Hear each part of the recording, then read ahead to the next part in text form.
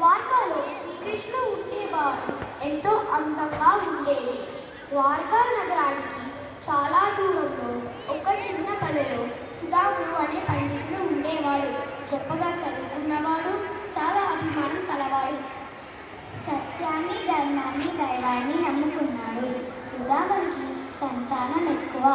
వాళ్ళని పోషించడం అతనికి దినదిన గండమయ్యింది. ఆకలికి మలమలలాడుతున్న పిల్లలు ఇల్లాలి పోషించుకోలేక ఎన్నో ఇబ్బందులు పాలైనాడు.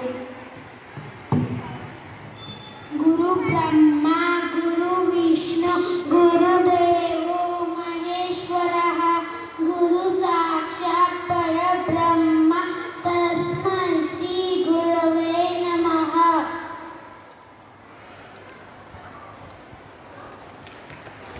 ఉపాయం దక్కింది. శ్రీకృష్ణుడు మీరు కలిసి చిన్నప్పుడు సాందీపుని వద్ద చదువుకున్నారు కదా. ఇప్పుడు కృష్ణుడు రాజు. ఆయన తలుచుకుంటే ఏదైనా సహాయం చేస్తాడు. ఒకసారి వెళ్ళి దర్శనం చేసుకో. నిజమే, కానీ స్థితిలో పోయి అతన్ని కలవడం నాకు ఎందుకో బాగా అనిపించట్లేదు. అతన్ని చూసి చాలా కాలం అయ్యింది. అతను నన్ను గుర్తుపడతాడో లేదో. ఒకవేళ గుర్తుపట్టినా ఏమని అడగాలి? స్నేహితుడిని మొహమాట పెట్టడం మంచిదేనా? సరే, నువ్వు చెప్తున్నావు కాబట్టి నేను వెళ్తాను.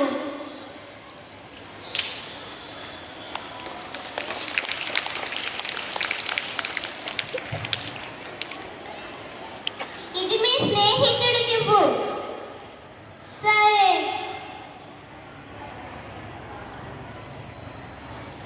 అడ్డు తప్పుకోండి, నేను శ్రీకృష్ణుడి దగ్గరికి వెళ్ళాలి. లేదు, నువ్వు లోపలికి వెళ్ళడానికి వీలు లేదు. శ్రీకృష్ణుడు నా మిత్రుడు, అడ్డు తప్పుకోండి, నేను వెళ్ళాలి.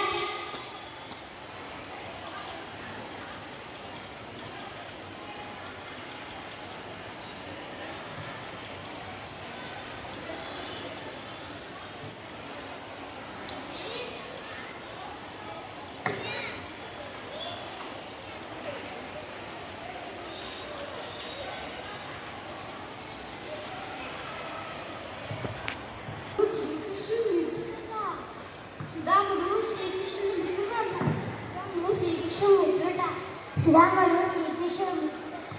సుధాముడు కృష్ణుడి మిత్రుడట. సుధాముడు శ్రీకృష్ణుడి మిత్రుడట. సుధాముడు శ్రీకృష్ణుడి మిత్రుడు.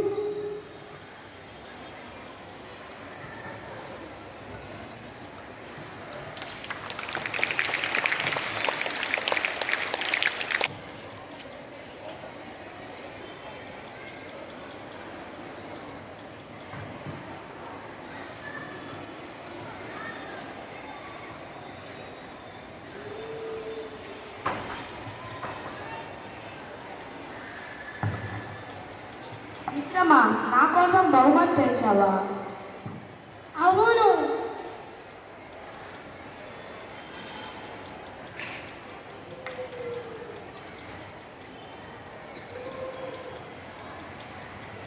స్నేహితుడి మనసులో ఏముందో తెలుసుకొని అర్థం చేసుకొని సాయం చేసేవాడే నిజమైన స్నేహితుడు.